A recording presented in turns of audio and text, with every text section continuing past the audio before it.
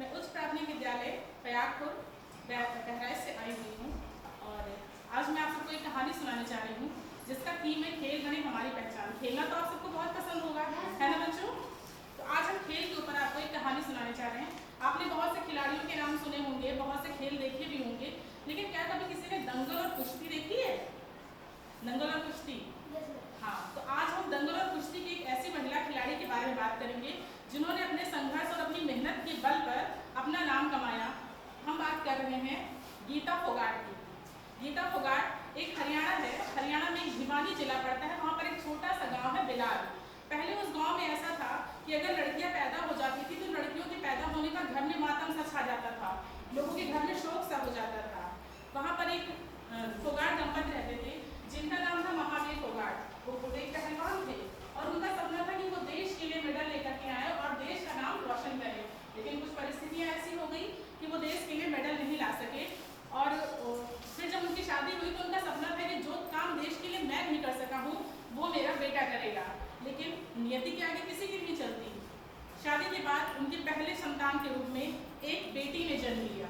जैसा कि उस गांव में भी था कि बेटी के होने के बाद में लोग मातम मनाते थे, उनको भी कष्ट हुआ, फोगाट दंपति को भी बहुत कष्ट हुआ कि शायद मेरा सपना पूरा न हो, लेकिन उन्होंने ईश्वर पे विश्वास रखा कि मेरा सपना मेरा बेटा पूरा करेगा।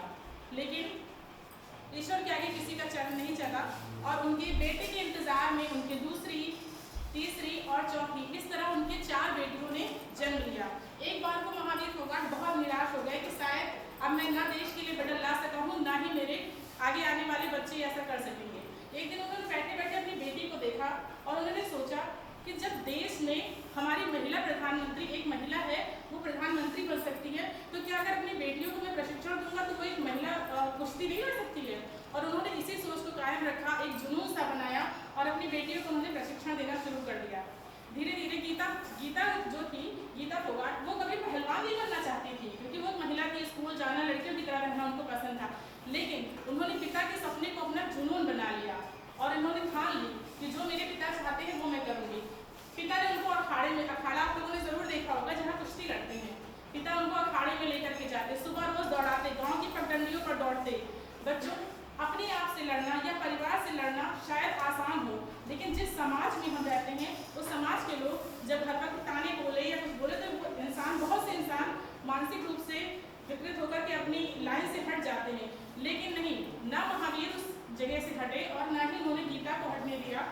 उन्होंने अपना लक्ष्य कायम रखा और जब भी वो गाँव से निकलते लोग कहते अरे इसको देखो, ये तो बिल्कुल सटिया गया है। जिस उम्र में लड़की की शादी करके उसको ससुराल भेज देना चाहिए उस उम्र में ये दंगल लड़वाता है अपनी लड़कियों से, लड़कियों का दंगल लड़कों से करवाता है। पता है आप लोगों को गांव से उनको बहिष्कृत कर दिया गया कि ये परिवार हम लोग के उठने बैठने लायक नहीं है। उनकी लड़कियों के साथ कोई अपनी लड़कियों को खेलने के लिए नहीं भेजता था।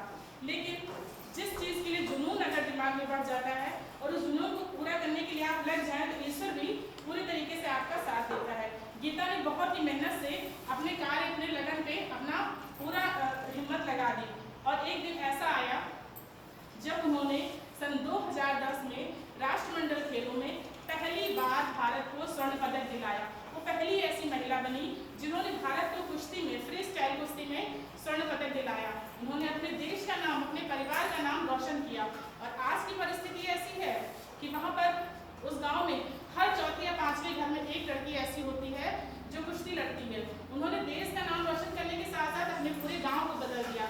आज हरियाणा में सबसे ज़्यादा प्रसिद्ध खेल जो होता है वो कुश्ती होता है। हर तीसरे घर से एक लड़की कुश्ती के लिए निकलती है। उन्होंने सारे भ्रम तोड़ दिए।